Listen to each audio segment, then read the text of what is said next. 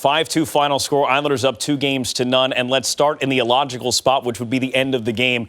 The way they closed this one out, they added a couple of goals late, but how they did it in the offensive zone, that was remarkable. That was impressive, and that's the Islanders at their finest, and that might be any forechecking team at its best because it was impressive. They were relentless, and what was great about it is that they won all the battles along the boards. I mean, Washington just couldn't get the puck loose from them, and they just tied it up. They struggled. I mean, just watch this whole sequence, the forechecking, the way they kept the puck in, and then they just battled. There's Anders Lee. He's on his knees.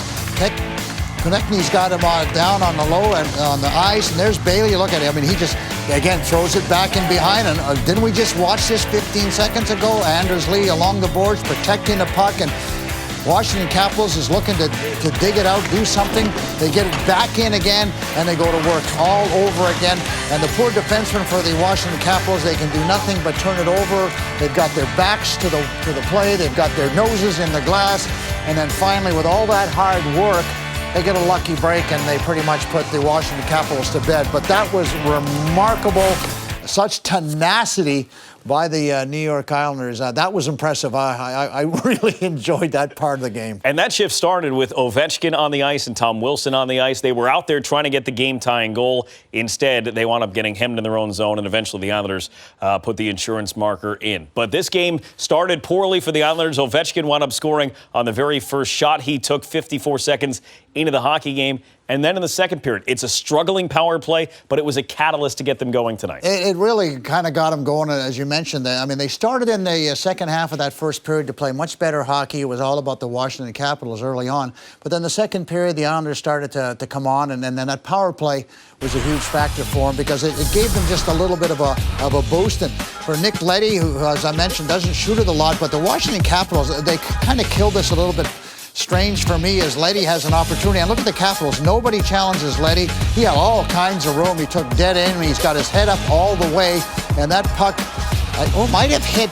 We talked about Siegenthaler. Brendan, watching it again, it might have went off the stick. But anyway, Nick Leddy gets credit for that goal.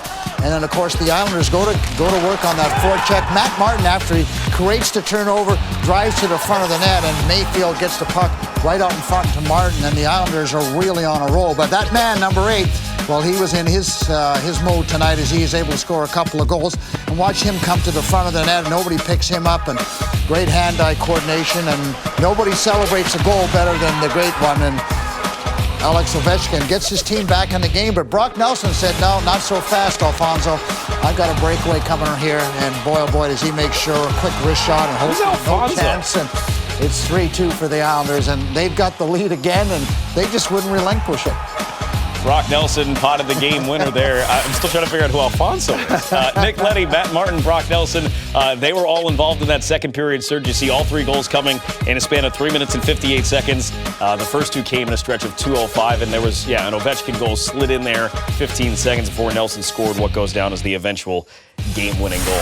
So lots of good stuff from the Islanders in that one. A very different game than Game 1, though. Yes, and I felt there was going to be a different game, Brendan. The Washington Capitals tried to come out the first game and intimidate the Islanders. They wanted to see if they would stand up for themselves, how they would handle that physical play, and the Islanders handled it very, very well.